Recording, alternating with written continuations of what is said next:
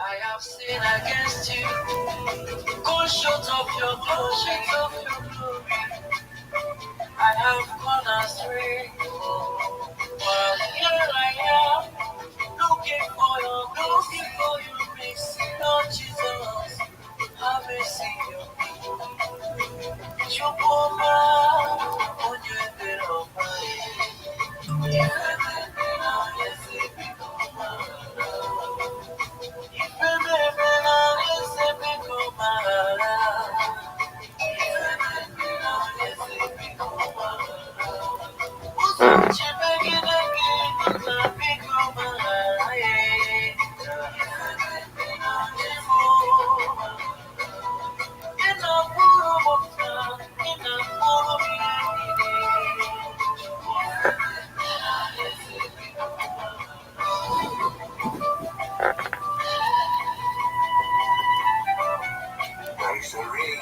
Loved by God, cherished by God, blessed by God. Who's originating person? Ezeoke. They are mature, but they have got mature to come to the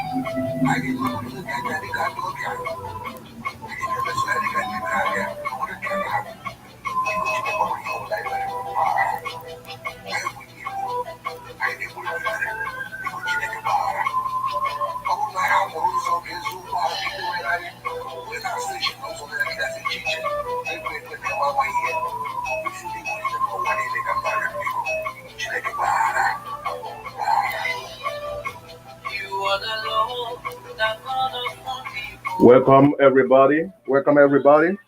Please do me a favor, share the video. We are starting immediately.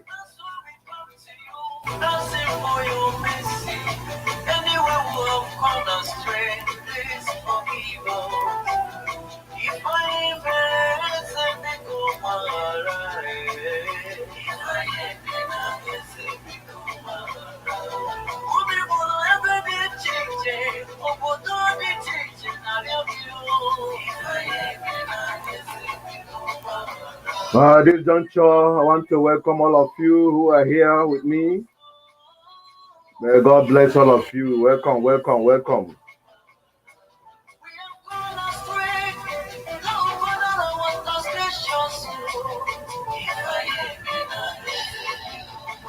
Hello, wonderful people. I'm happy to have you once again in this morning broadcast with a special guest. I know you guys, some of you may have known him, but if you don't know him today, you're going to know him in a very special way. Thank you for all those who have joined us. Please, as before we continue, do me a favor by subscribing to all our channels. You can see it rolling on the screen.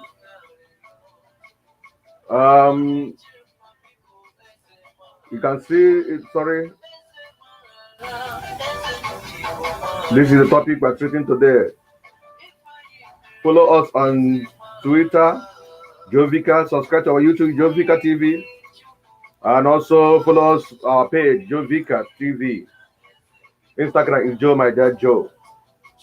This is our topic today with a very special guest, Mazi Tochukwu, Ezeoke. Most of you must have known him. Okay, as I wait for him, I want to make an introduction of why I put in the topic there. As I wait for my guests to join me, I want to do an introduction of why the need for this topic to come up. It's going to be a blessing to everybody It's not targeted against anybody, but done to help us realize something positive for ourselves. So that is the essence of that particular, this particular broadcast.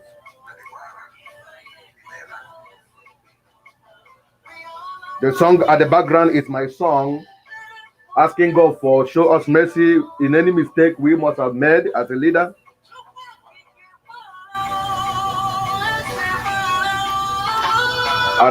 That song is one of my song in my album. It's on the YouTube, on this YouTube channel, Vicar TV channel. You can listen to it and share with your brothers and sisters.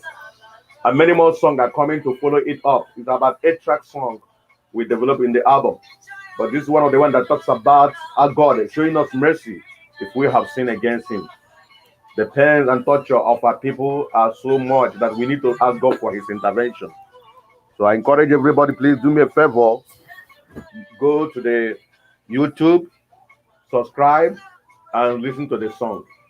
Thank you, thank you, thank you. That's the song from Vicar TV, Vicar Barandibo. God show mercy to the Igbos. Thank you for being there with us. Before I go ahead, once again, I told you guys that by the grace of God, I am a minister of the gospel, a preacher, a priest. I also told you guys, I'm a military man. I've not disclosed it with some of you guys. I'm a military man. I said I'm not going to tell you whether it is Nigerian military or American military, but at the right time, you're going to hear me about it. I also told you guys that I am also a journalist, but not a practicing, but because I read communication, linguistics and communication, the University of Port Harcourt. Hence, I decided to also dive into part of what I read by helping myself or trying to help myself in terms of building up a channel that will help me to promote what I'm doing and my vision. So, in essence, if you see me, sometimes I may come as a priest on air, sometimes I can come as a journalist. So if I am a minister talking as a journalist, don't misunderstand me. Don't see me as being controversial, that I'm doing nothing. I can post something you don't like. I can also post something that is against my own belief. So today, we are looking at the consequences of the mistakes of the leader to the led, among other topics we're going to treat.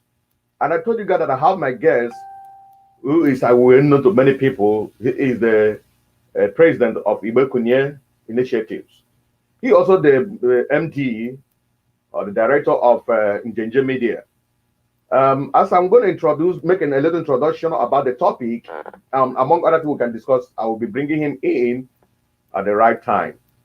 The topic has to do with it. I discovered that most of the pains we are going through in our society today is as a result of the mistake of some of our leaders.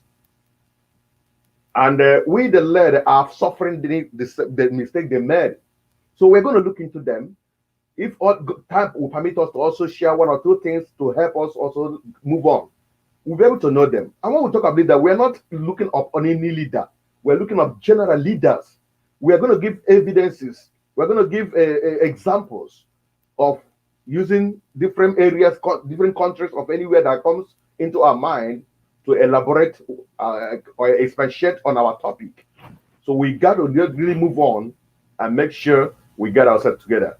So today, permit me at this juncture to bring into the studio my very friend.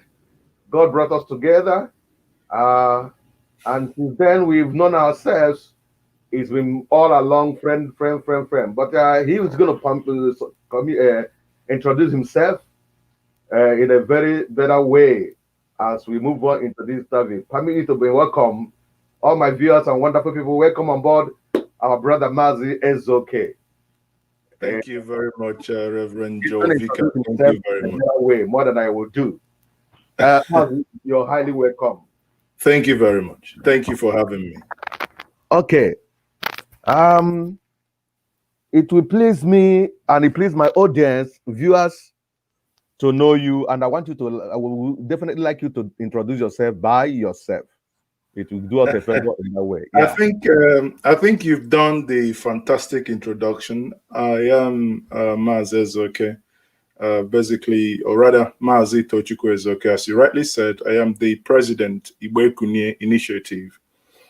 And, by profession, I am an international project management consultant. I work for a multinational company.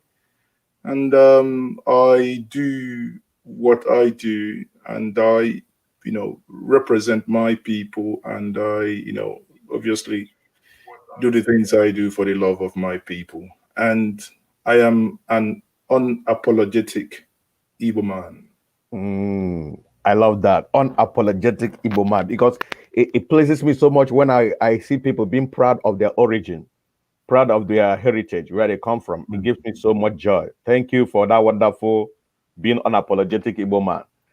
Today, it's my privilege to have you amongst your multitude of your kiddos, and we are privileged. And I say thank you for coming on board, sir. I appreciate that.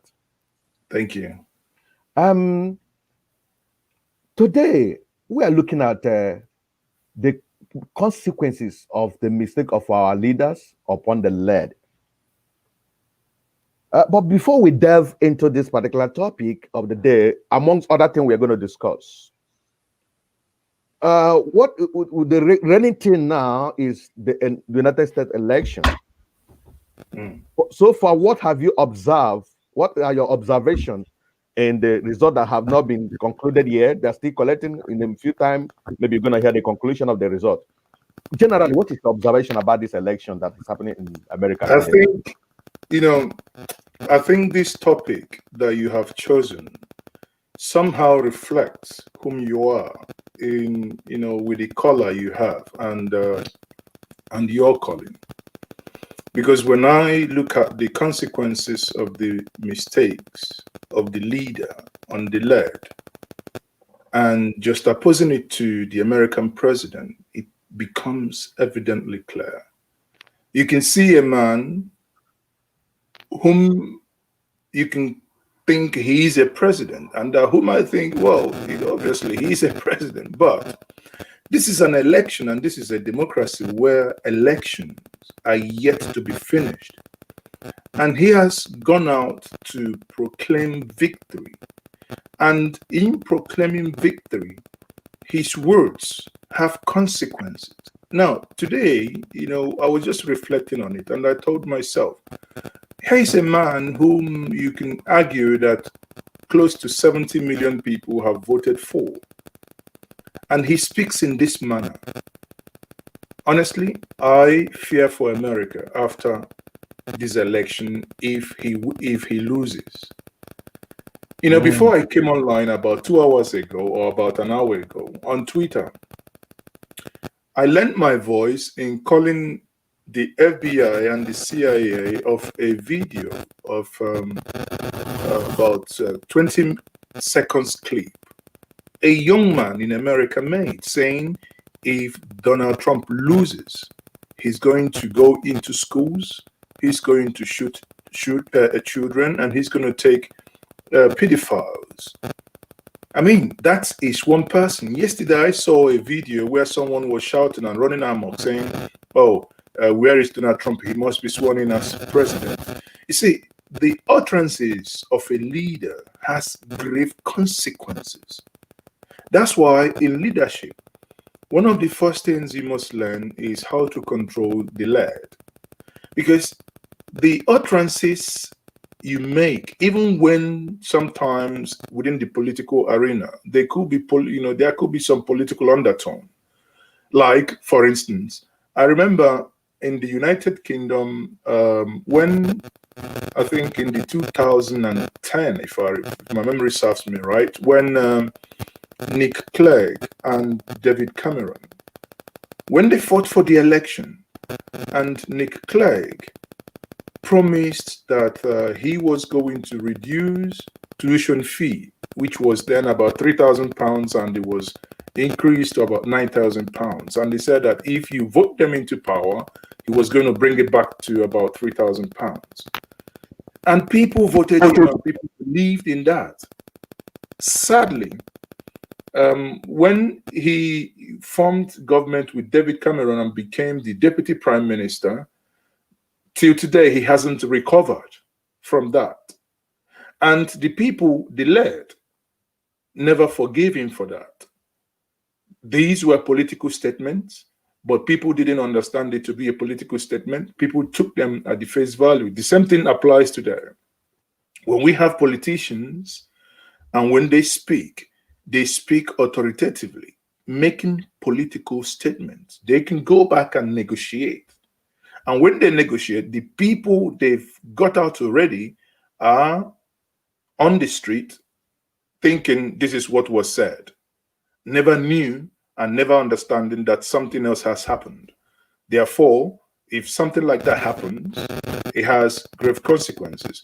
On that note, I would say, coming back again to the question you asked about Donald Trump, I think the comments I've read from the American president in the last 24 hours is sad, honestly. It's very unpresidential. Thank you.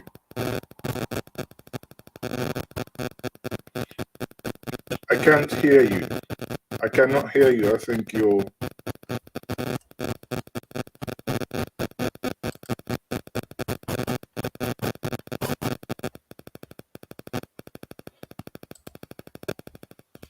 Hello. Okay, I can. Can you hear me now? Yes, I can, yes. Unprecedented of a leader to make such utterance and take such action and look at the consequences. A young man telling himself he's going to shoot in a school or wherever. That is a clear example of when a leader makes a mistake. Now, if we must come back to American government, American election or whatever, I want us to go back to the country of our origin. You are an Igbo man, I'm an Igbo man. And we came from a country where we all are enjoying whatever that is happening there.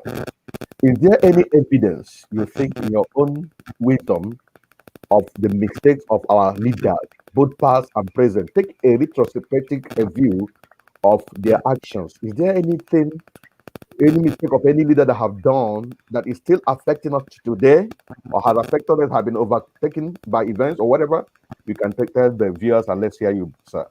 You know, there are so many. I mean, where do you start? If we if we go to 1966, when a couple of people came together, nationalistic in their thinking, and they had a coup. And in the right sense, then, they could be considered military men, and they were leaders in their own senses.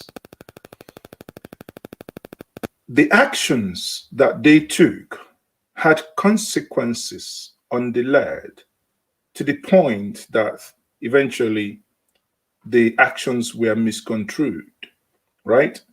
It led to the Civil War.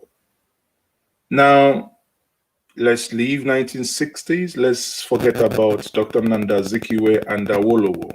Or even if we want to stay around 1966, 67, when even up to today, the conversations that many people believed, and this is where the consequences come in. Because over time, some of, we've keep reading that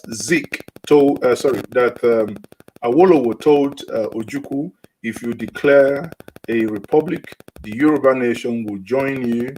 And the consequences is that becomes a distorted history. Now, like I said, if I just oppose that today, I can clearly tell you that, just stating facts here,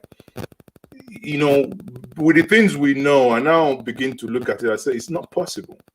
Awolowo was not a governor general. He never controlled a region. He didn't have executive powers. But here you had Colonel Ojukwu, who had executive powers and who had a region under his belt. So, they weren't on equal pedestal to have made such promise. But again, the consequences thereafter is what you have. Igbos always accuse the Yorubas as, the Yorubas are untrustworthy. You see that? Now, how many decades over 5 decades, yet the same notion, the same thing keep repeating itself. People like us, it has become imperative that such, I will refer it to the mistakes of the past and the narrative, or rather changing the narrative, that we begin to actively work hard in order to change that narrative. Because obviously, I believe maybe there was no clear intention to change this narrative, whether right or wrong, but it kept hurting us. It kept hurting the lad. The leaders are no more there. All of them are dead. Now, if you come back again, if we forget 60s, 70s and come back in the 2000s, we see in the year 2011,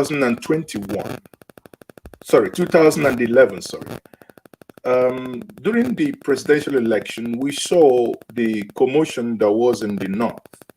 When the results came in and it appeared the then General Muhammadu Buhari was losing election in the north or across the nation, we saw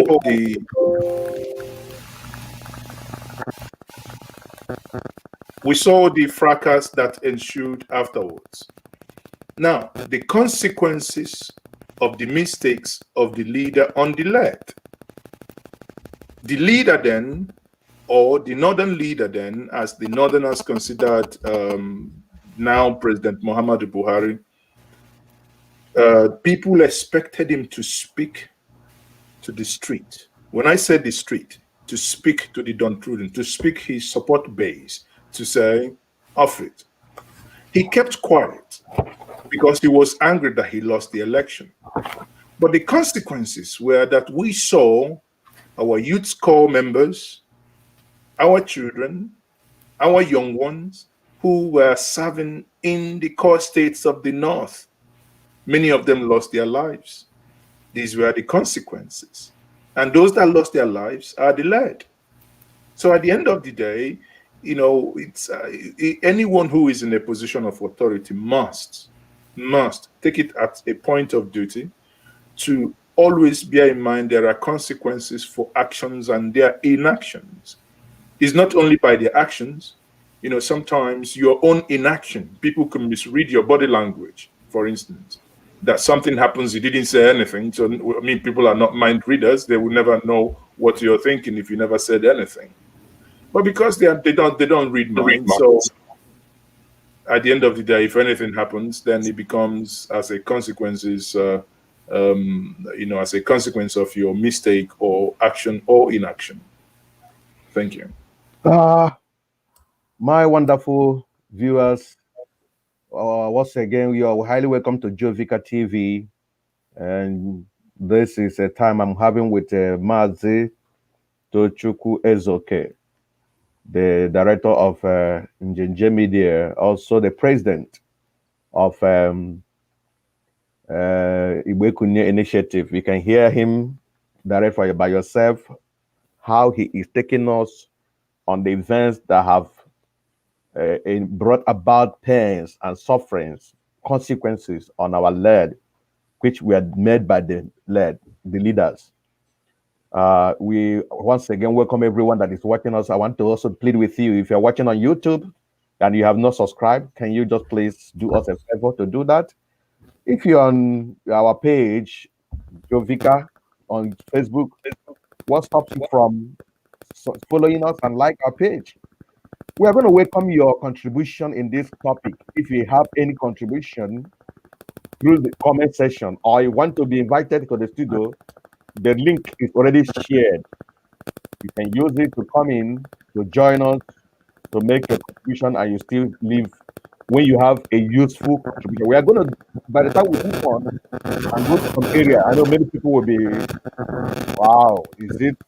Some will be angry, some will be like it, some will also appreciate it. But one thing I know, I promise you guys, we must stand on the truth, and the truth is what sets everyone free. Thank you once again. Now, before we still come back to politics and Nigeria government or any other state government, let's come back to the family. Is there any clear evidence of a mistake of a leader? When we talk about a leader in the family, the father is a leader, the mother is a leader. The head of the children, if they have 10 children, the head of them is the first son. That they are all leaders in their own capacity, and everybody is a leader. Is there any evidence or anything a father or a leader in a family can do that will bring consequences upon the children or the people, the subordinates or whosoever that depends on that leader in the family? Is there any example? Is there anything you can throw on this so that we will know that as a father we'll be very careful the way we do so that it doesn't bring any consequences on our people Okay. or our children? Thank Yeah. you. Thank you, my brother. I think you're a man of faith. So I stay within your calling. Thank you. And there are some things, some Bible quotations that I probably, as an Anglican, read them back to forth and in the Igbo Bible. So there are some quotations that might be much conversant in Igbo because intentionally so. As the Bible said in Igbo, na akwụkwọ nsọ na m ga-eji mmehie nke ndị bụ nna wee neta ụmụ ha ụmụ ha nke atọ. So it means that I will visit the sins of the fathers upon their generations. That means if there is anything a father who is the head of the family, if there is anything that he does, where there are consequences, and those consequences could actually flow over to generations. Now that is on the biblical side. Even on the cultural side, on the societal side, you can look at it that obviously the way a father who is a leader or a mother who is a leader, a role model to the younger ones, the way he or she lives their life, his or her life, has impact on the children when they grow up. In Igbo culture, you hear where the people say, we go and ask questions. Before you get married to someone, you go and ask, you go and investigate. Why do you investigate? You investigate how a father who was a leader, how did he live his life? How is this family lineage? So in asking those questions, the actions that will come therefrom will be those consequences, because if there are negativities therein buried beneath, those negativities will be exhumed, and once they are exhumed, and it serves as consequences. You see people saying, oh, when they went to marry Nkiru or Ijoma, and after asking questions, the marriage didn't progress. Because the man will think, oh, we found out this, we found out the other one, and the marriage didn't progress. Therefore, in my submission here, it is a question of knowing that there are consequences in our actions as parents and as man and woman, that these actions could have consequences on our children as well, and or the family lineage. You obviously talked about the issue of first son or diabara. Yes, of course. And there are in some cases actually, if there is no, where you have no father, many of us that come from very large family where you had, as it were the case then, that a mother and a father sometimes give birth to 8, 10, 12 children. And if any of you that can relate to that, when a father is no more there, the first son automatically begins to act as the father. So whatever consequences of actions, because he's being considered as a leader then, any action that he takes have consequences. And these consequences could be on the siblings, on his own immediate family, and probably generations yet unborn. That's why you see people when they say, no, someone will hurt you, someone killed, or someone is engaged in some illicit businesses, or say is a kidnapper, for instance, you get to a point where those actions, those line of businesses, when people begin to ask questions and say, no, this family is a no-no. So actions of leaders do have grievous consequences in leadership as well. I mean, obviously, we might get to that point as, what is happening today in the Igbo nation as well, whether people like it or not. There are actions of some of our brothers and sisters in some various movements.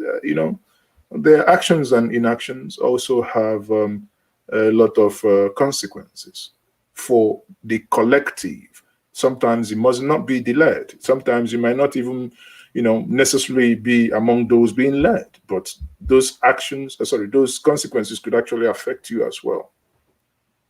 Okay. Thank you very much. My wonderful people, you just heard him. Now, I want to come to you as a person. Is there any mistake you have ever? I'm not trying to preempt your privacy, but you know what I mean. I want us to be practical and real. Is there any? It may not be specific. How did you feel if there has been any mistake that somebody, any person, any organization in your family that he had a negative effect on him because you made that mistake? How did you handle it? If there's any, if there's none, you can give a kind of get a picture of such a thing when it happened. Look at how can it be handled, because we can't just be creating problem without looking for a way to solve it. I want people to learn from the example you're going to give. This is how it happened in my case, and look at how I handle it, so that our leaders, our future leaders, will also know, even if there's a mistake, it can still be amended or corrected to avoid the danger or the consequences. I don't know if you understand my question, sir. Well, of course I do, but I think probably we stay at the organizational level. On various occasions, as I've alluded previously, we had the issue of the Yorubas and the Igbos, where certain actions were misconstrued and certain actions were actually taken as a result of the British involvement. I will be explicit here. I love that. During the election that 1959 election that obviously brought Nigeria to independence. Okay.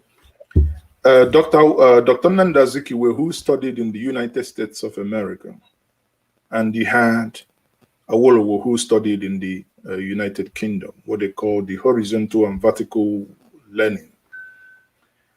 And in an ideal world, you would have two people intellectually sound, willing to form a government, right?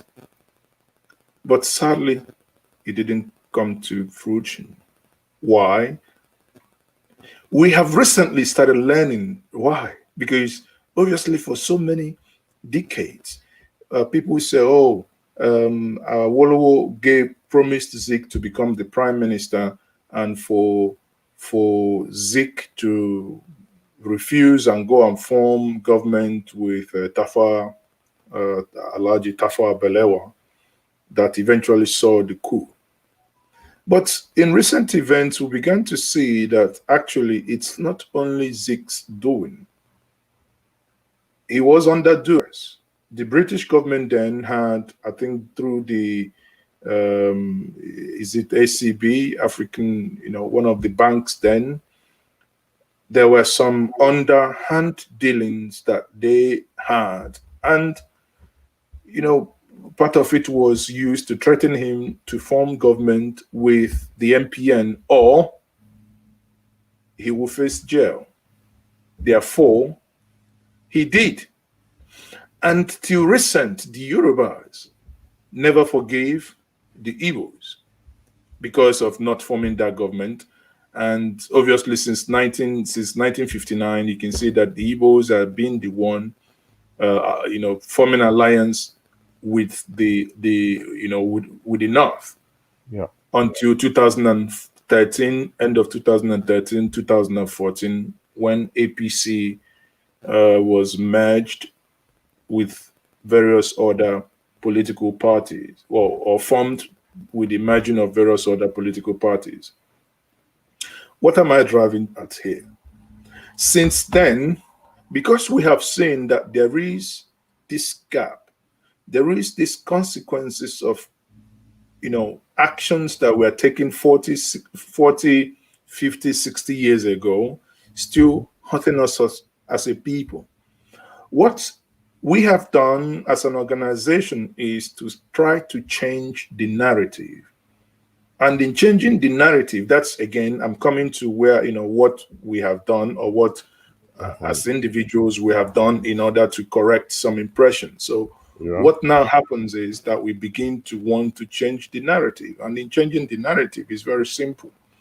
Look at those things that's been happening and see how can you reach out to those whom you've been angry at, those who have been angry at you, without actually sitting down and look at it dispassionately. Recently, we had one event called Handshake Across the Niger that was, put together by Igbo group, anchored by myself and Dele Mahmood. I think many of you must have watched it on YouTube. Exactly. I was coming to that. So that is a very, very, targeted drive to rebuilding something that has been broken over decades. It took Nzuko Monna and a couple of us, working together to get that to happen. And again, these are consequences, but where are there, in these consequences, there are actions that one could take in order to resolve some of these things. Okay. Thank you. Thank you so much. Thank you so much.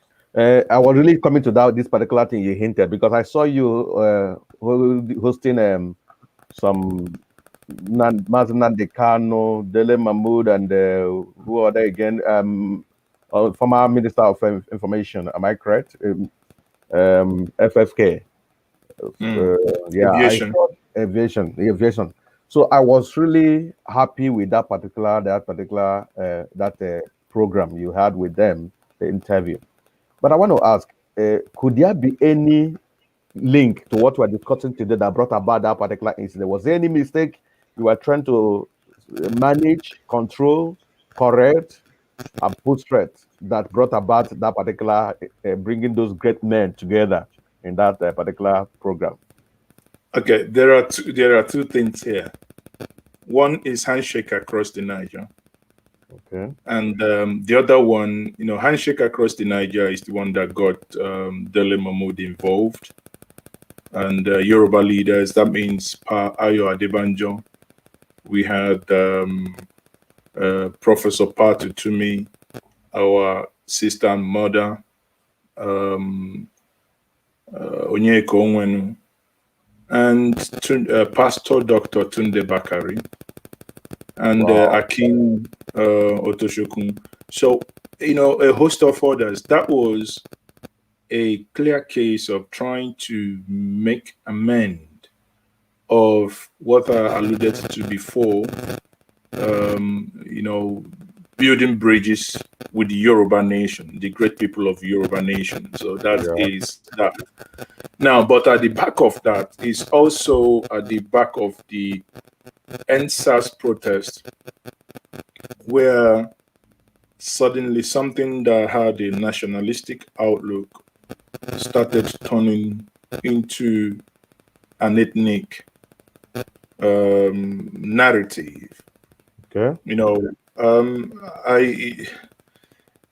Some of the things that happened behind the scene probably wouldn't be something that one would diverge online. But one thing that we have to take away is that that meeting didn't just happen because we want it to happen.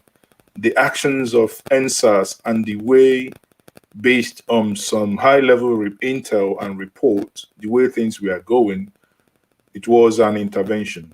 If you recall, the intervention was first with Mazi Nnamdi Kanu, and where we had to intervene to get him to the point of making some clarifications as to what was said and what was not said, and the way the information, even the things he said, was being miscalculated and being misused to cause mayhem. So in that case, again, the consequences of some of the utterances or statements meant maybe the lead as to your topic maybe misconstrued the message, and things was about getting out of hand, hence the interventions that many people now refer to as that intervention. Okay. Yeah. So in other words, there was misconstrued or misunderstanding of approach to issues, and hence you intervene. Thank you so much for the insight. But I want to ask you a question. You just Sorry? mentioned. Can you hear me well? Yes. You just mentioned Yoruba nation and Igbo nation. Is there any way, although you have somehow touched some issue that happened during the 1960s, are there events that leaders of this particular group in any particular quarter that also trying to generate more misunderstanding amongst Igbos, Yorubas, and generally? Are there mistakes the leaders of this present age are still into, they're making or made, that it still constitutes some consequences upon the led or we the followers? Well, you keep digging. I thought I had generally answered that question, but if you want specifics, what you're looking at is the current leaders. I mean, we have seen leaders both divide, making some comments that some of us probably would have wished that they weren't made. Okay. And we saw someone called Adeyinka grandson when he made a comment that Igbos must leave Lagos. That was last week Monday. That by last week Monday, Igbos must leave Lagos. And Have behind they the left the scene, Lagos now? Have they left the Lagos? no, obviously not. Okay. So that guy, is he a leader or the led? Does No, he? of course he has followers. What Okay. makes you a leader? As long as in this day and age, as long as you have followers, as long as you have people that listen to you, it Okay. makes you a leader. Therefore, you should be very careful the things you say. And obviously he is a leader of some sort, and we've seen how what he has led, obviously, and here we are again. The Igbos or the Igbo nation didn't like what he said, and you saw the reactions, right? Yeah. Now, in the same vein, our own brother, the Yoruba nations didn't like some of the things that he said, and those things that he said were being misconstrued. Therefore, it was very appropriate for some of us to, at that point, interject to say, before these things get out of hand, let us clarify what was said. Okay. In my mind, I was already picturing 1966, because 1966, I keep saying it. You see, if you and I are having a conversation and I say something, if you're not clear, ask me to clarify. What happened in 1966 is that assumptions were made. Oh, everybody should know that these people are nationalists. But sadly, people who had other motives were behind the scene, stoking fire. The same was about repeating itself after the Lekki massacre. and the the damages that ensued thereafter, that somehow the statements made by our brother is now being misconstrued, and the Oba Who Palace. is our brother? Please, let's know. No, I mean, it's everybody knows. We are talking about Mazi Khan, right? Okay, yeah. So, those statements were being misconstrued, and the moment that began to happen, some people started trying to, I think some of you must have read some things when they say they burned Tollgate, they burned Marina, they burned MPA, they burned TVC, they burned this, but they didn't burn anything in Onitsha, or they didn't burn anything, in Enugu or Calabar or Ijaw Nation. Mm-hmm. These were, and at the end of those things, they will put Yoruba Renu, meaning Yoruba be awake, or be circumvent somehow.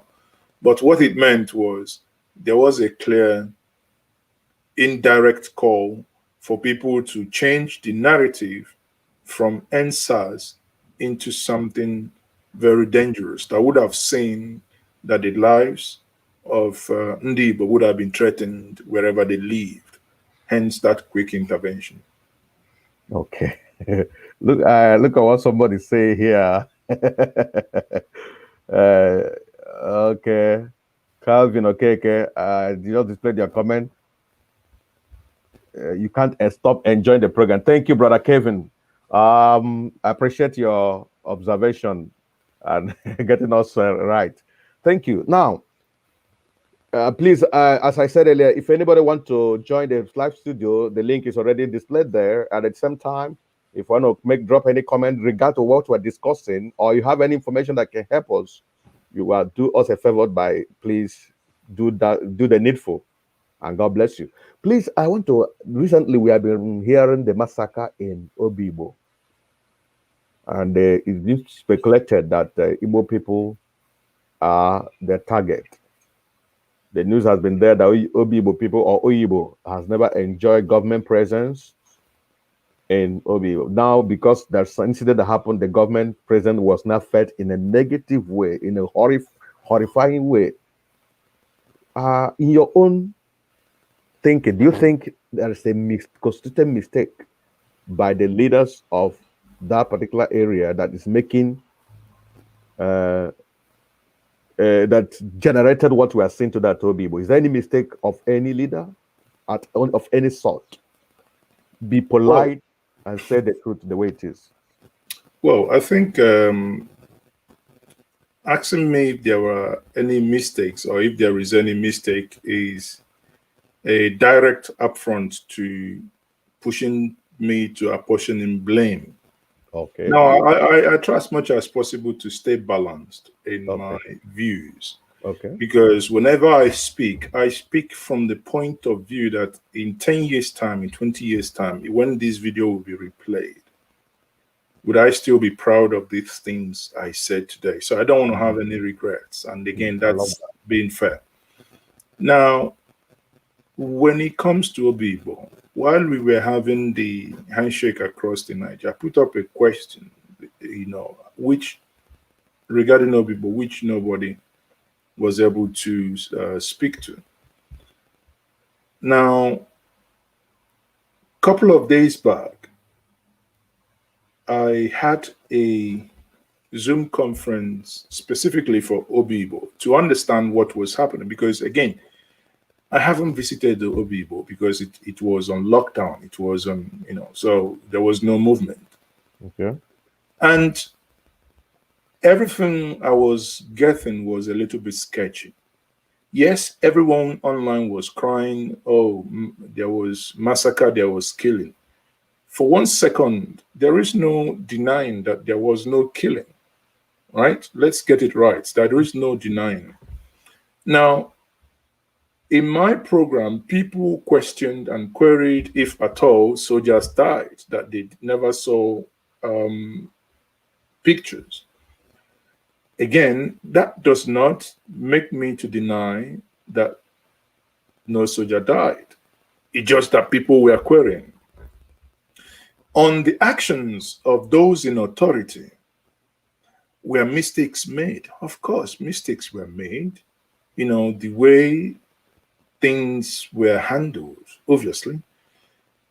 But thinking about it deeper, I would rather think that I would want to go with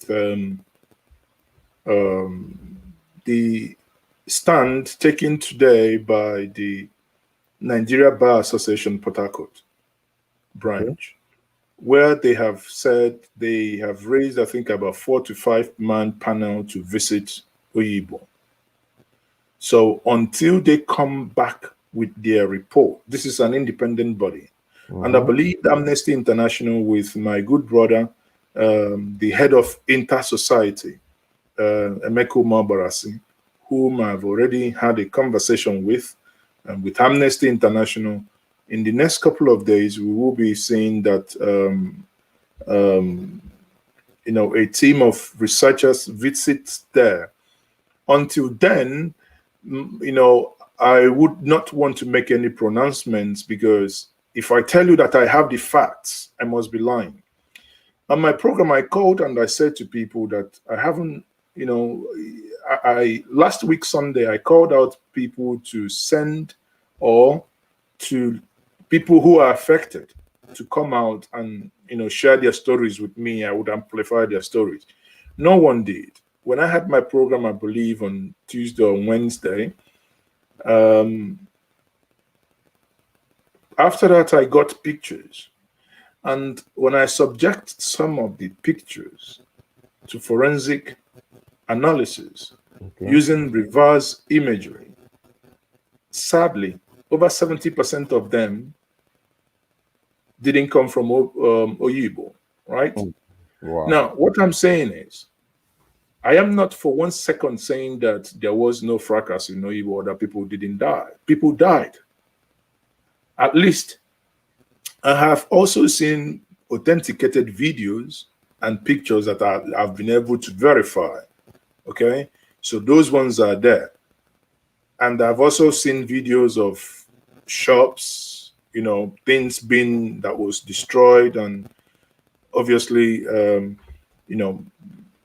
behind the scene, many intervened and beckoned on the governor to lift the curfew, because the curfew, you could not lock down a place without medical supply, without, things that they need to survive, and you want people to take it lying low. Okay, so one thing I think will happen is, before we all cry, I will say now that it's been lifted. I, as a person, and many others within the human rights, organizations, we are all interested to unearthing the truth of what happened in Obibo. I can assure us, the moment, within the next week or two, the moment the report comes out, currently working with Inter Society to say that we must issue a comprehensive report on whatever has transpired in Oyibo. And this report, as we have always done, it's something that anyone who reads it will be proud of, because, we don't necessarily care whose ours is God. We stand by the people and we stand by the truth. But for now, as I speak to you, it will be very difficult for me to make pronouncements. I mean, again, for viewers watching, there are times we need to play down on emotions in order to understand clearly, with empirical, verifiable evidence, then we can have a case to make. Then we know how we take it on. Thank you very, very, very much. The media, the social media has a role to play in this matter, to escalate or to downplay whatever. The pictures, the gory pictures and everything has really been displayed all over social media. Hence, people are saying um, that I don't know, based on this kind of thing, that Nigeria government is vehemently standing their ground to regulate social media. And I want to come to that point. Do you think a particular move of regulation of social media by Nigeria government is the right move at the right time? What is your take on that? Well, you see,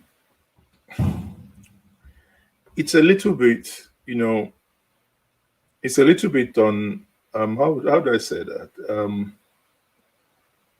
I don't think it's wise to say that you regulate social media, but I think we need to bring some common sense in the use of social media. Okay. When you wake up tomorrow, someone photoshops you, take snapshot of you now, using you with your headset, maybe Photoshop you into maybe with a woman and begin to circulate and write an article about that and begin to circulate that online, knowing fully well that that is false. Now, that is abuse of social media. Okay. And that must be regulated and there must be consequences for such. Okay. Now, if we are responsible, but sadly we are all not, there are things that I think, honestly, we must regulate. We must, when someone just wakes up and starts tweeting, sharing outright lies against you, there must be within the legal framework something that can give you succor.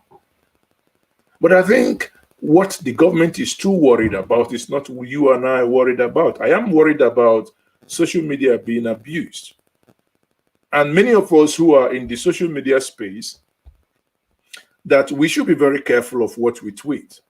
I ask people, someone says, obviously people have my numbers on their phones. I wake up, I see hundreds of email. Oh, Mazi, this is happening here, this is here, this is it. And you subject whatever evidence that they give you, right? Yeah. You find out these evidences are totally fake and wrong. Now, imagine if you had put your reputation on the line and shared this unverified document. I'll give you a clear example. I think about 4 months ago, I once had a program. When this issue of Amajiri invading the South was really on the rise, there was a program I anchored. That was the conversation with the Igbo leaders. When I say Igbo leaders, in that conversation was Ohaneze president with Iwanyang, Obiofo Onitsha, General Dave Umahi, and this was about the security of the Igbo nation. Again, this is part of me. This is where I live. This is, the security is paramount, right? Yeah. And after that conversation, a couple of days later, a video surfaced online where a woman was being raped. Yes. And the first person that, I hope you saw that, yes. the first person that sent me the video said, the incident happened in Ebonyi. Second person in the same, within a space of 30 minutes, another person said it's in Enugu. Before I could say Jack, another one came, he said it's in Uguta. So I became alarmed because obviously what led me to actually started suspecting was, I said it couldn't have been in Enugu because I grew up in Enugu partly, and I know the soil texture of Enugu. The land is not the same. So what I did, in playing that video, I took a couple of screenshots. Then I subjected those to a forensic analysis using reversing imagery. Lo and behold, that rape case happened in Zimbabwe in 2018, November 18th, 2018. Now think about it. Mm. If you had gone to war, if you had started tweeting, they are raping us, they are doing us this, they are doing us the other one, without first verifying the authenticity of The the information. information you're running with. Mhm. You see, that's where that regulation comes in. But we wouldn't need regulations. You wouldn't need traffic light if everyone drove like human being.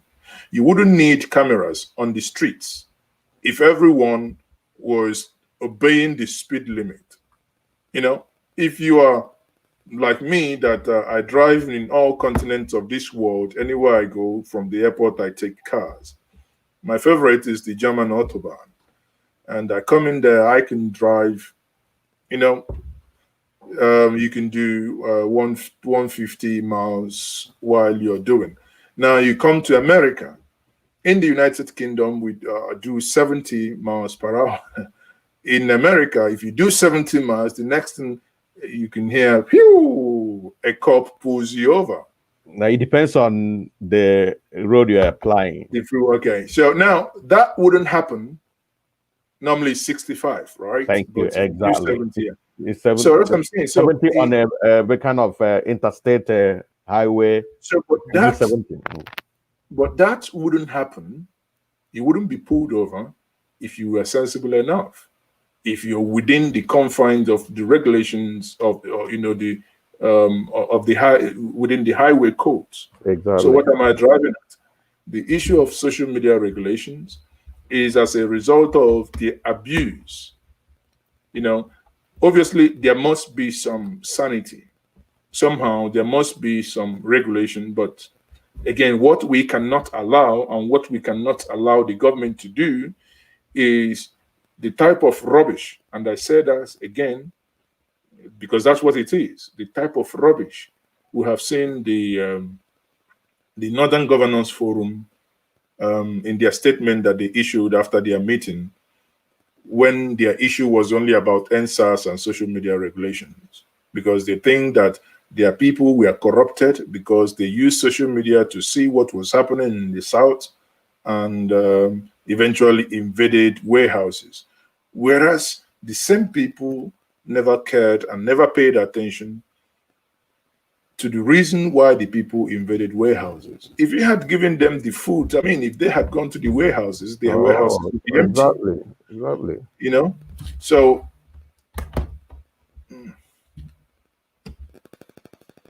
Go ahead. yeah. Are you done? Yes, I am. Yes. Okay, thank you very much. Hello, wonderful viewers. Once again, we are still in the program, The Consequences of the Mistakes of the Leaders on the Lead. And he just talked about the regulation of social media being initiated or projected by the Nigerian government. And he has said that, yes, everything that we do, there must be regulation. But at the same time, but the picture of Nigeria in their own regulation is not what he meant in that regulation. We only going to regulate the excesses, the abuse of the social media. But Nigeria, the one in a situation where you can be constrained to download or publicize or put into the social media whatever information that is delegatory to what they are doing. And in other words, they have an ulterior motive. And that move is a very great mistake. And when it is done, definitely the lead will suffer from such rubbish, according to his word. It's rubbish. Because recently, the Northern governors rose from their meeting. This particular social media regulation was one of their things they came up with. And I keep on wondering, you want to regulate social media. Have you regulated this fuel price in Nigeria? A fuel that people produce in the same country, up till now, the masses are still buying fuel at a very high price. You've never regulated the cost price of the fuel pump price. You've never regulated the tariff. You've never regulated it. You've never regulated the building material prices. to make every man to have his own house. Your problem is social media regulation. I even heard what do you call it, Mr. Lai Mohammed saying that when they went to Kano, there was no Google, no, there was no Facebook, and blah. There are a lot of things they were not using it. That they need that kind of thing in Nigeria, and I was wondering why such a kind of, if I call it wickedness, I don't think I'm making a mistake. That is to be wicked, to hurt the people and expect them not to cry. Social media is an avenue where people express their pain and cry out for what is being meted against them. And now they want to regulate it so that it's like when a child is being beaten and the child is asked not to cry. And I don't think it's going to work. I only wish our leaders can receive their senses. Now, how can a leader, what is the qualities of a leader who want to correct mistake be made so that the adverse effect of the lead will not be so grievous? What measures, what steps can a leader take? What are the, you know what I mean? Go ahead, sir. Well, I mean, one of the hallmark of a great leader is the ability to say sorry when necessary. You know, the ability to say and that one, he or she is sorry and apologize and make amends. Okay. You know, because that is in Igbo language we say ndara nakwonoya manonye gasi mmadu ndasere. That becomes the issue there, that when a leader missteps, retrace the step backwards and you know, stay on the track. And that is the most important thing. If you ask me, that is, you know, there is no magic wand there. If the only way I feel a leader can always take charge is when a leader missteps, apologizes, and takes a step backwards, and looks at the future and take the necessary corrective measures in order to be on the right track again. Why do leaders always make mistakes? Why? I mean, you know, they're human beings. They're like every other person. They're like you and I. Listen, if you're a leader, if you're in government, for instance, you have advisors. You have 20 people advising you. Every one of them advising you have their own personal interest, right? You're a leader. Let's say you are the governor. You have 100 million to spend, and you have 20 essays. These 20 essays are from different communities. Okay, ask them, what will we do with this money? This one will ask you, let us go dig boreholes. The other one will tell you, let us go do roads. Now, as a leader, depending on who you listen, eventually there might be a mistake. If there is a mistake, again, irrespective of who advised you to do it, the person the people see is you. I don't know this, but imagine, like I said at the beginning, what the tweets and the comments coming from your president, the American president so far, yesterday and today. Imagine people advised him to do that. I asked a question. I saw a video where during the 2016 debate with Hillary Clinton, where he was actually just saying, he was asked a simple question: would he accept the result of the election if he lost? And he went on about. He inadvertently said no. And I'm like, is it for real? Now the question is, in 20 years' time, would he still be proud of those statements? Was he advised as a strategy? None of those who advised him then to take such stand will be known. He will be the one remembered in history of America. I'm telling you honestly, in the last 30 years or 35 years following American elections, I think I have never seen anything like this. I was looking at the 2008 Senator John McCain's acceptance speech when he lost to Barack Obama. They fought a very hard battle. But when he lost, he saw that speech. I was telling myself, I'm going to save this speech. Let me see how, if Trump loses this election, how his speech is going to be. I can bet you right away now that he might need some, some heavy-duty machineries to pull him out of the White House. You know that Buhari made a similar. Buhari also said a similar thing when he was asked if he loses. Can you remember the way he responded to that? So can you recap? Yeah, I mean, of course, it's he has the same. Buhari was peeping his wife when he was voting, and Donald Trump was also peeping the wife when she was voting. Exactly. So it's the same characteristic. But on a serious note here, he has said that Nigeria belongs to the shithole countries. And this is a question of a first world and a third world country. I mean, there are things you can forgive Nigeria, but not for some people who've been practicing democracy. And this is why you have been invading countries just to give them this system that you barely cannot even accept. I mean, isn't that laughable? Wow. What a wonderful time with my host, Mazi Tochukwu Ezeoke. Wonderful viewers. The program is about coming to an end. We have about 20 minutes to the end of the program.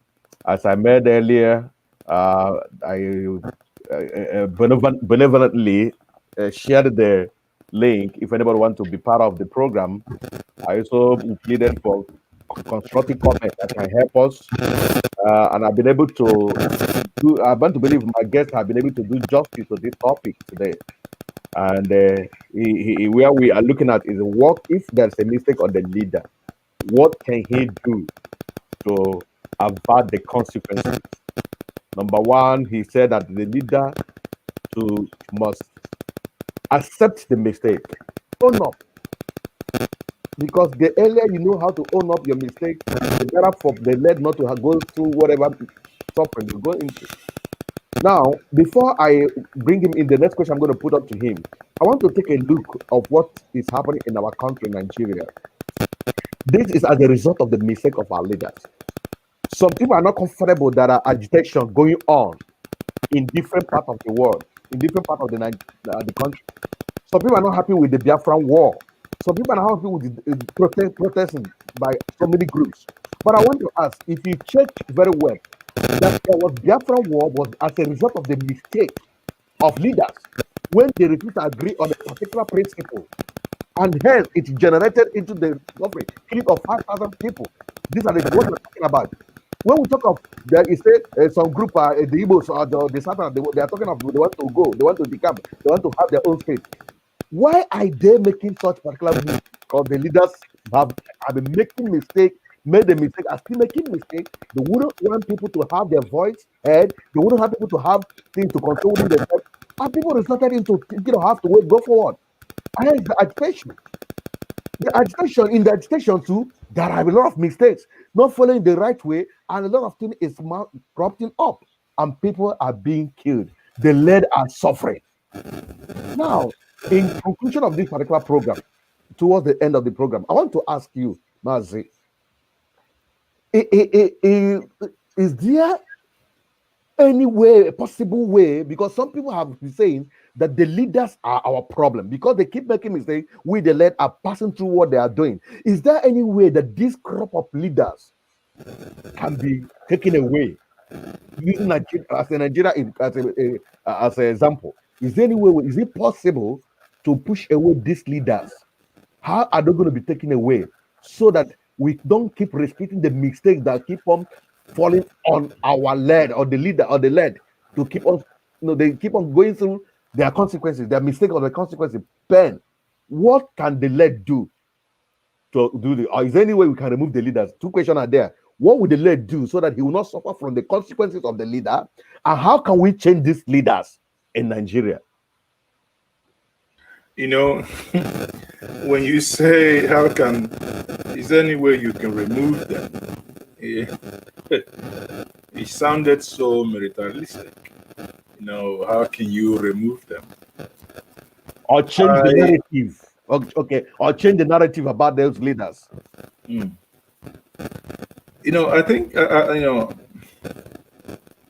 I think here, when you talk about how can you remove the leader, in a democratic setting, there is only one way you can remove leaders.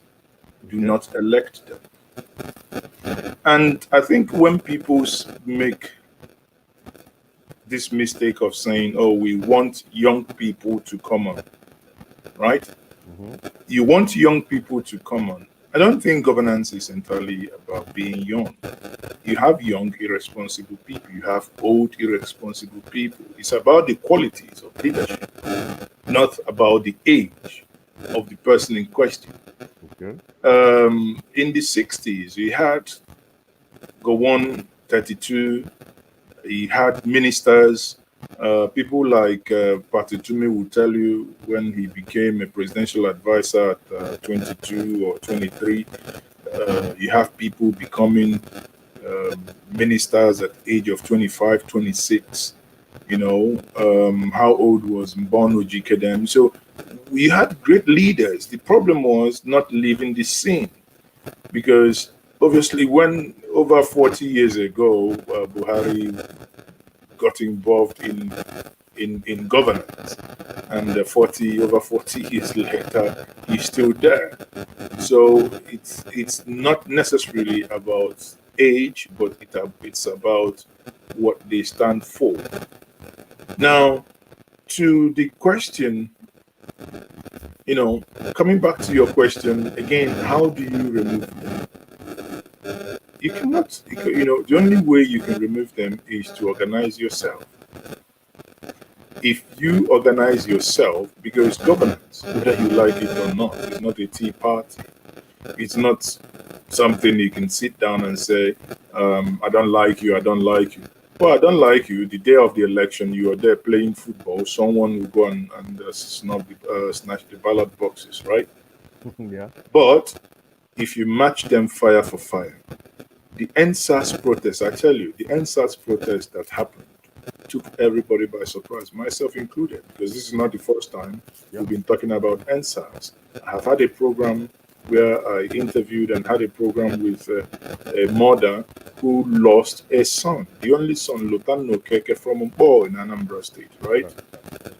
And he was shot by OC SARS in Okozo. Until today, there is no justice for the family. They even took the body of the young man and refused to hand over to the families. Now, how do you? This young chap was shot by another young person. These are not done by old people. So in governance, what do you then do? You reorganize yourself. Even someone wants to bring in the biblical connotation to it that the political space suffered by violent, and only violent people take it by force. So however you want to look at it. You can only, as a neighbor, now okay, you know, what do I have? Then somebody will say, okay, come, let me see. You must enter the arena or enforce yourself, because the like I said before, the Lekki incident has shown, or the NSAS incident has shown, that if we are serious, yes, we can actually get it done. People may argue, listen, I always give this analogy. People may argue, oh yeah, what of in Imo State? We have somebody. Listen, Imo State happened because a lot went wrong, right? In most of these states, to win a governorship election, even states that have 2.6 million, 3 million people registered, to win an election, you need about 200, 300,000. That's most times less than 10% of the overall population. If the youth who control more than 60% of the population come together and say, this is the person we are going to vote for. If we pick you, Joe Vicar, and we say we will get our money, we'll use our money and buy your form. We'll mobilize and come out and vote for you. If you're from, let's say you're from Anambra State and you have Anambra State wins election with about 260,000 or thereabouts, yet you have about over 2.6 million voters. Now let us mobilize 1 million voters. There is no force on this earth that can rig that force. You know, rigging occurs when there are a kind of parity, right? When the results are a little bit close. But if they beat you, rain, thunder, and brimstone, there is nothing that can make it. When the people wake up. Not in Nigeria. But again, sorry? Not in Nigeria. No. I think that's the mistake we make. Okay. You see, we keep saying nothing in Nigeria. Yet, you know, we keep saying elections don't count, right? Not in Nigeria. I'll give you an example. Anambra State had an election 3 years ago. Are you telling me that the governor of Anambra State was not elected? Are you saying that the governor of Enugu State was not elected? The challenge is, as long as you already have that mindset saying, we are not going to vote, that is the moment you let them rig the election. That is the moment your PVC could be compromised. That is because if you allow yourself to take 3,000 naira, in order to ask yourself, why did we, you know, I think some of us actually need to get this right. Elections count these days. That's why they no longer go to hotel rooms to cast those votes as before. Before you do election, everybody will be laughing at you, right? Mm-hmm. Before you know it, they will all come in and they will announce the result. But now, they know that there are technologies, we're not there yet, but improvement has been made that your fingerprint is needed, XYZ is needed at the end of the day before you get to, and you have the result. What have they done? They've devised another means, which is they will stop you before you get to the polling unit, give you money in order to take your voter's card. Why would a politician pay for your voter's card if that voter's card was not important? If your vote is not counting? Ask yourself that simple question. Okay. I somehow partially agree with you because I've experienced a lot of when I see, in fact, I went to vote in a particular polling unit. They say, it's okay, just go. Give us your, this is, it was not a case of take money. No, hold on. Give us your what? Your can I have your voter's card? I said, no, I want to vote with the person. I said, who do you want to vote? A policeman was sitting down there asking, who do you want to vote? Let's tell you, if you're not voting this particular party, please, you are not meant for to be here. You see, that's what I'm saying. That's what I'm saying. Now you become a lone ranger. Again, go back to what I said. When we mobilize ourselves, you come to a polling unit, right? Mm-hmm. We have maybe 200 people. And 120 people are there to make sure that they cast their vote and their vote counts and they will stay to the end. My brother, listen, the issue is that when you are alone, you become a lone voice. But if we collectively, listen, do you know NSAS? NSAS movement that you hear today by this Sagalink, Shegun, it's been over 3 years old. Really? It's not, of course. NSAS is not today. NSAS has been over. Go to Twitter, Segelink. You see that it's been. Remember when Buhari was ill in 2017? It's the same NSAS movement that got Tibanjo to promise reform, right? That's about 3 years ago. But why did it catch fire this time around? Because a combination of emotions and the things they've done wrong made it happen. Now, the sheer momentum, the sheer number of people that got involved changed the narrative. Before now, you could go and complain, I could go and complain. Remember, in 2017, I believe, or yeah, 2000,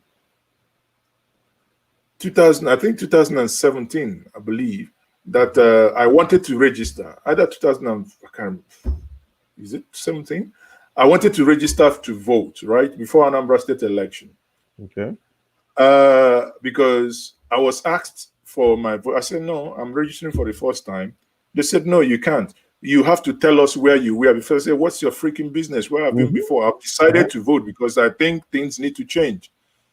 And they said, no, I have to go and get my international passport. Right? Okay. Now, there are two things I could do. I could get angry, go home, just tell my driver, let's go. I just go home. Or I could go home, get my international passport, and come back. But what did I do? I went home, I got my international passport. They say I should go and get a photocopy. I mean, it was very tedious. Sorry. I had my international passport, but in an email. I showed them the soft copy. They said, no, I have to go and print it out. I went from there, that's in Ekulobia, in Anambra, Agwata local government headquarters. So I went to Ekulobia and I printed it out and I came back. And at that point, I was already angry, right? Yeah. I went in there. The process was abysmal. The process wasn't right. But the thing is that most times when we complain without fighting it, it ends there. It is because of my fighting it, I ensured the senators then, that was Senator Nyabaribe then, I think Victor May was still in the House of Assembly, in the Senate then, that they read my story. Newspapers published it. And INEC started running. From there, they abolished it that, you no longer need to show proof of ID where you were before if you were registering for the first time, because I found it abysmal. However, before I started making that trouble and started mentioning names, because when I started, I now started recording it secretly, was interviewing you, asking you your name, you tell me your name, and I was recording your name. And when I thought that, eventually changed. So at the end of the day, I could have walked away, right?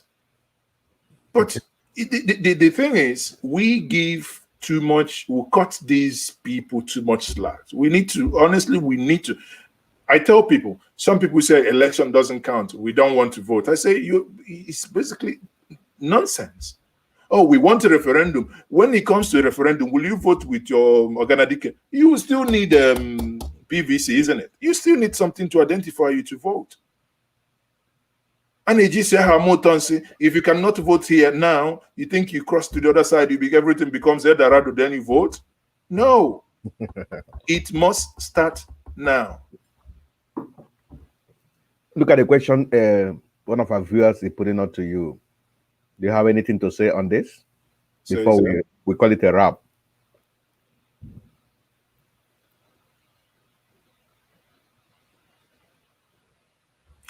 I think Killian Okeke says, the question, I think, again, it has some historical background. It's not that easy. You see, when you talk about the northern governors, right? Bear in mind, the northern governors come under the umbrella of an emir. Okay. That's why you see they go back to the Sokoto, the caliphate, the seat of the caliphate. That's why in the eve of an election with Goodluck Jonathan, John Kerry came to Nigeria and he went to Sokoto, the caliphate. You don't have the equivalent in Nigeria. You have in the Midwest, Anoba. You have in the Southeast that recently we have come to begin to accept the Obio furniture, right? Yeah. Recently. Now, in Yorubas, you have multiple Obas. So who is going to be the galvanizing force?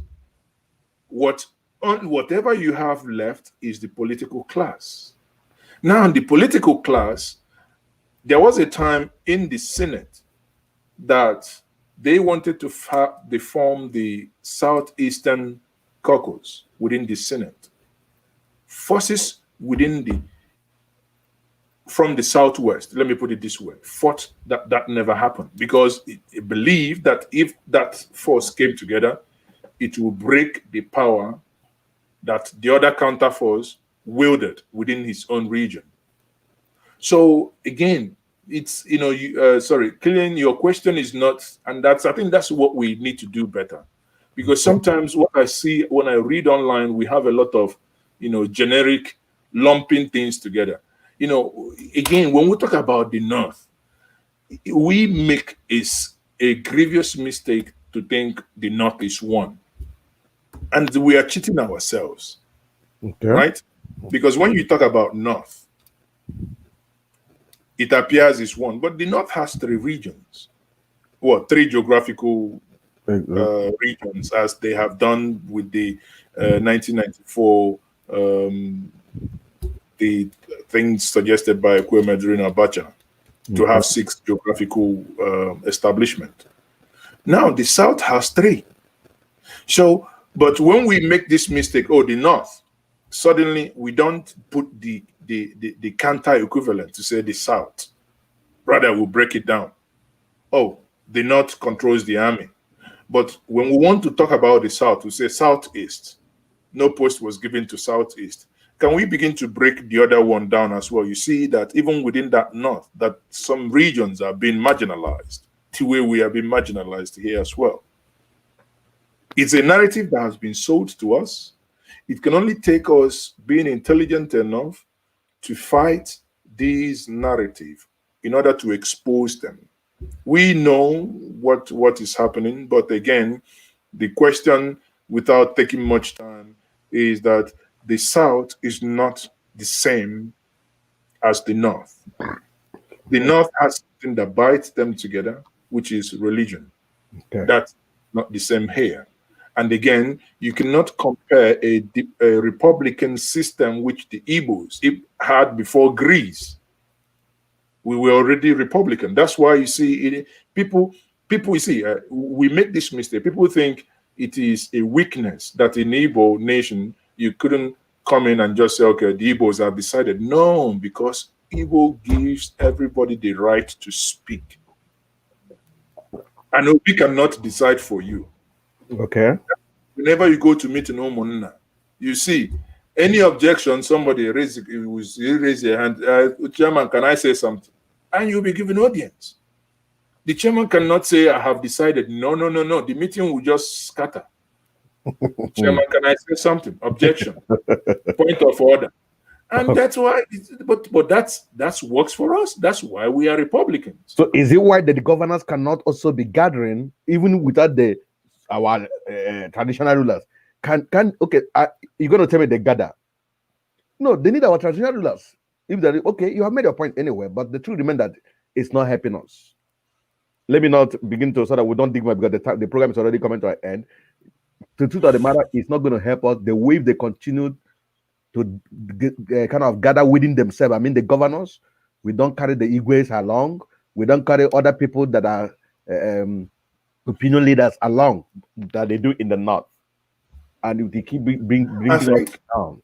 I think we, again, without saying that we make this mistake, we give the North too much credit that they don't even deserve, that they don't even have. Okay. Yes, they came out, someone read a statement. Did you know the stance each one of them took? Do you know the details of those who disagreed? Okay. Ask yourself this simple question. Why was it that 2 days later, the same part of the Northern Governors Forum went with the Southern counterpart when they met? When Pandef or Hanez and Afani Ferry met to issue their statement, the North Central was also there.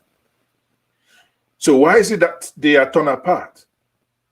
Because when you speak to them, and that's what we should be doing more, when you speak to them, you find out that some of them will tell you that historically they have belonged to this place, right? So they see themselves as part of these people. but in treatment, in their feeling, they don't. So you can see there are one part is something that has to do with history. The other part is something that has to do with reality. So two opposing forces. So over time, honestly, there are things that I believe that when people say we don't love ourselves, I say it's a lie. I don't need to love you to cooperate with you.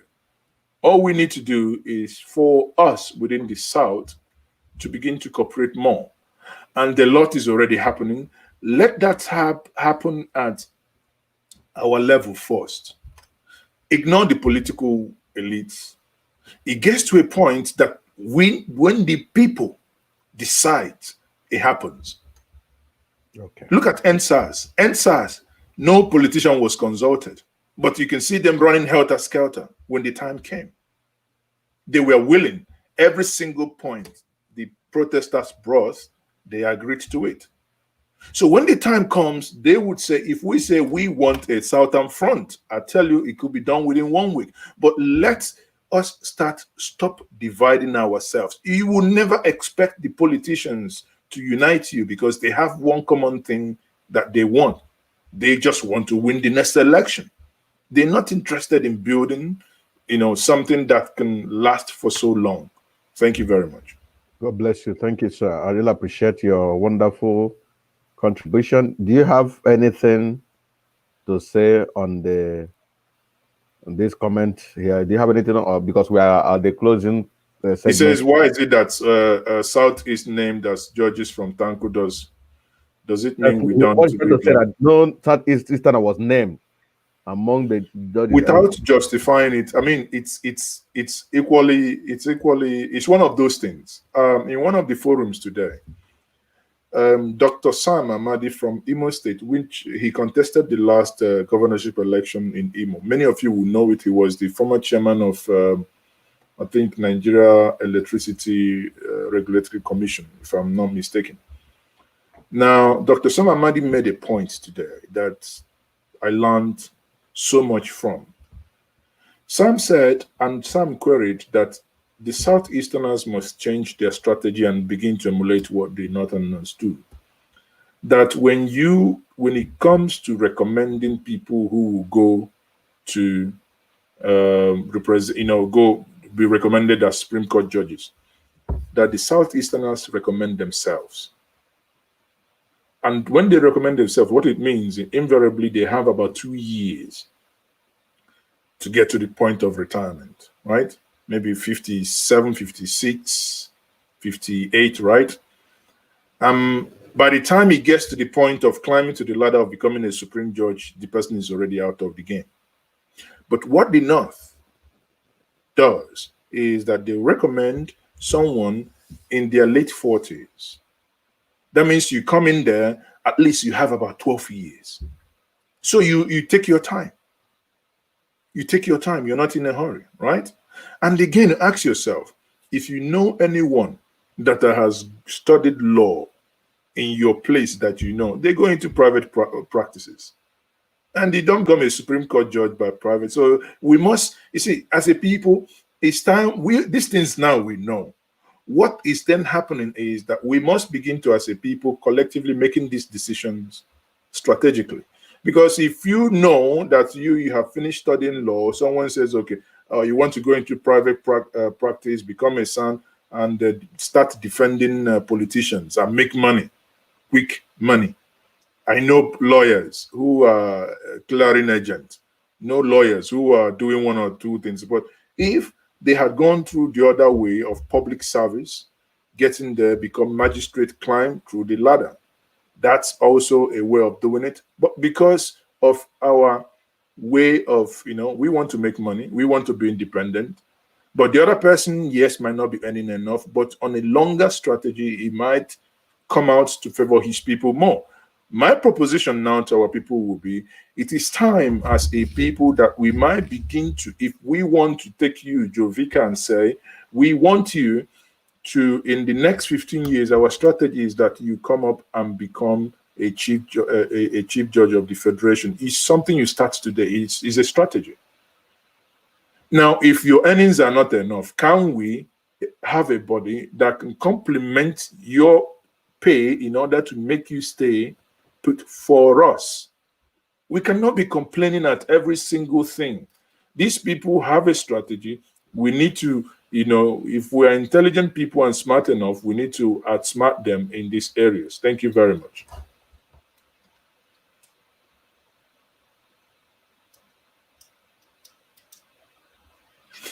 Anyway, the last question.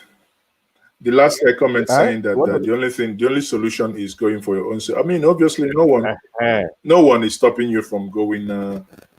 Again, I'll refer us to a statement made by Muhammadu Buhari in 2015, I believe, when he was asked by Al Jazeera, the issue regarding IPOB, and he made a very statement. I think anyone, I tell you, go back and look at that statement that he made. He said, organize yourself and you can become a state within a state. And when people talk about becoming the Catalonian, organize yourself, you can become a state within a state? Yes. Okay, can you expatiate on that? Of course, it has to do with the political realities. If you want Biafra today, I've said it multiple times, you can have Biafra by 2023. Simple. How? Very simple. Now, organize yourself, elect those with Biafran ideology. I'll give you an example. Elect them. Imagine sorry? Elect them in the Nigerian system? Of course. In the political parties, take over. Okay. You see, the issue is that you keep running away and blaming people. Today, we had Chekwa Sokoria when in his manifesto of UPP, they had self-determination. Ostachidoka went to contest under that party. Did we vote for him? No. The issue is, my brother, we cannot eat our cake and have it. If sometimes it boggles the mind that we sometimes say, we elected them. They are not doing what we elected them. You didn't elect them because you boycotted the election. You did it. You don't even have PVC. It's only when you come out and make sure that you, Joe Vicar, you did not spend your money that we ensured you got elected with our money. How can you demand good governance for a man who spent 2 billion to become a senator? He thinks what do you think he's going there to do, to represent you? How can he speak against the same system that fits him? It's only when we say everyone is going to drop 1,000 naira and ensure that all of us put this 1,000, aggregate this money and elect Joe Vicar. And there, Joe, we tell you this is what we demand. Number one, we demand that if you become a governor, the cars in your convoy will not be more than 4. Yes or no? Agreed? You mean yes. in the southern region or eastern region? Of course. Okay. So by the time you do this and you get people with this ideology to come in together and take over governance, is there any reason why, if the southeastern governors meet today, is there nobody, because you have elected them? Why do you think Senator Nyabaribe says all these things he says and gets away? Because he says one time that Buhari is incompetent, and the Senate president asked him to take it back. He said, no, my people. He said, my people thinks the president is incompetent. It's not any Nyabaribe speaking. Okay. You have given him the power to speak on your behalf. But how can he? My problem with us is that we have so much negativity that it doesn't work, it will never work. Then you stay where you are. I tell you that if we get off our high horses and get this thing done, you can, by 2023, if you want to rename the Lion House, where the southeastern governors have their meeting, the Biafran House, you can. Yeah. You can create a state. What if you go to Germany? What does the Bavarian, that is the the ones that own the BMW, Bavaria Motors Werk, Okay.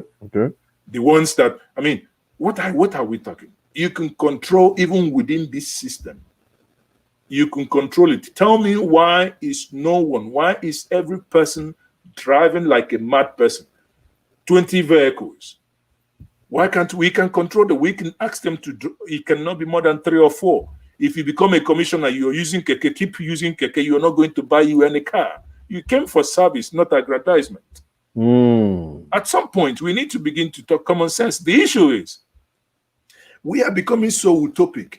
Some of us believe if we re-elect Trump, he's going to give you your other. I mean, that's absolute nonsense. Exactly. I mean, people wake up. This is absolute rubbish. So if Trump comes in, this will happen. That's nonsense. He doesn't care. He doesn't give a hoot about you. You have the power and you have the mandate to change the narrative. Stop electing thieves. Stop electing thieves. I made a video one time, people were getting angry. I said, I have no apologies, because I saw a man convicted by a competent court in this country, in the person of Ezeoke, land in Owerri after the COVID lockdown, and people trooped on the street to welcome him. And you say you want a better society by always elevating those that have stolen from you. Count me out. We must begin to say no and bring sanity to governance. If others are doing it, I am not others. And we must not be others. We must be a different people. Listen, start from the 5. Test your force by one state. Start from there. Tell others, if I do this, listen, there are things you will do in one state, even in one local government, that people I want our local government to be like this. Why is anyone, I haven't been to Bono since the Boko Haram issue started, but why is everybody talking about Governor Zulum? Why? Because he brings common sense to governance. He's the only one that said, I will build so number of schools in 100 days in office. And before 100 days, those schools were completed.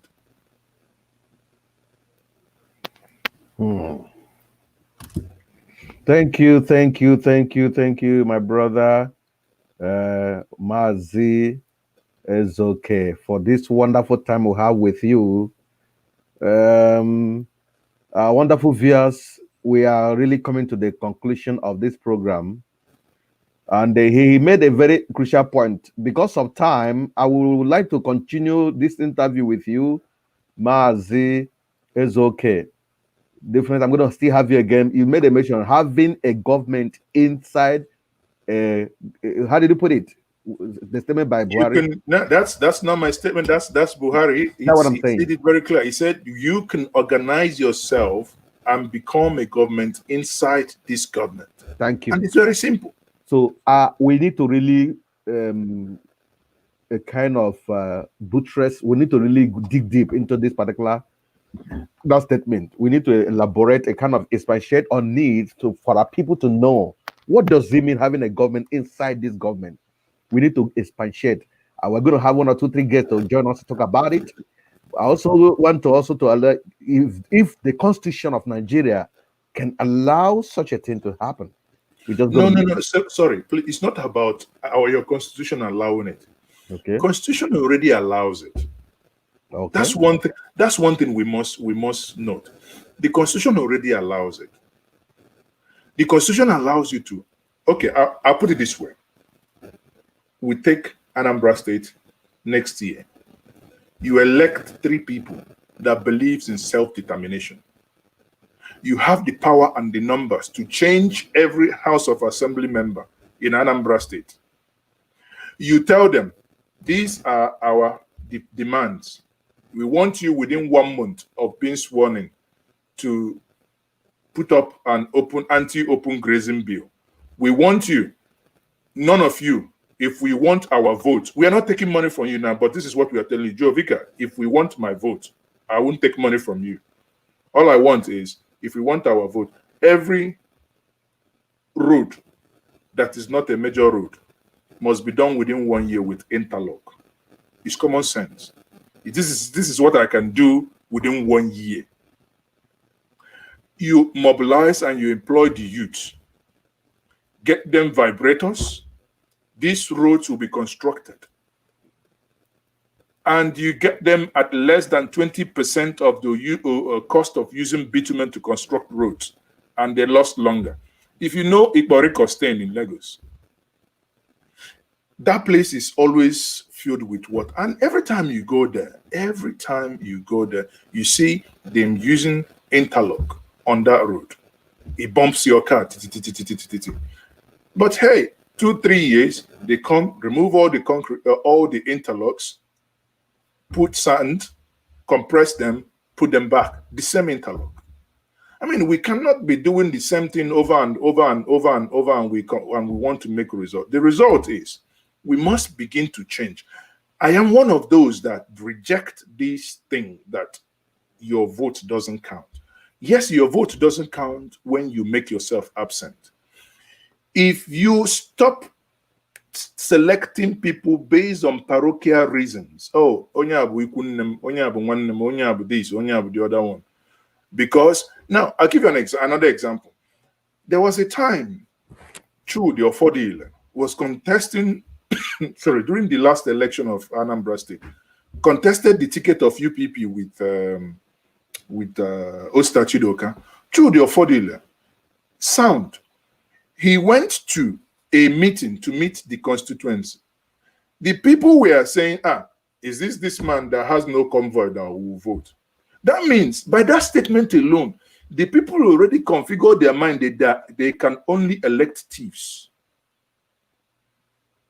Do you understand? Mm-hmm. They can only elect thieves. So as long as the people are thinking in this manner, the whole thing is already defeated.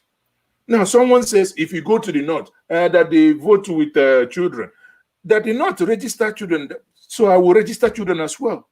Let us listen.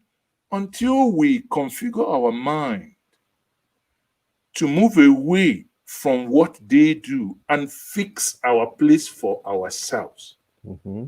Many of us, like myself, if I fly to America today, I don't bloody care about Abuja and Lagos. That's why I haven't flown for a long while, because Enugu is closed.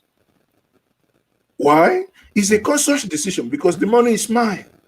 I will use the money. Because if I come to Enugu, at least if I stay in a hotel, I know it stays within the economy, right? That is going to better this economy. I fly out and I fly in and I come through this place. So that I want to go to Lagos to do what? In 7 years I haven't been and I'm not interested in going. That's the mindset.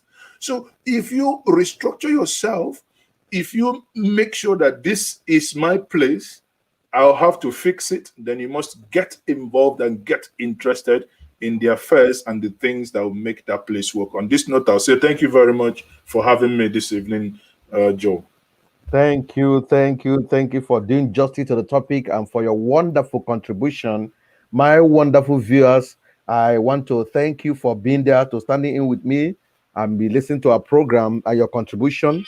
I really appreciate just your parting word, just in a second, your parting words, sir. What do you have? Well, thank you very much. I mean, the conversation, I will say thank you very much for having me. I think my people, especially the people of the Southeast, and I would say to us, please, we should be careful the way we make comments online. Sometimes I read a lot of things that, it bleeds my heart. I understand we are able to buy data.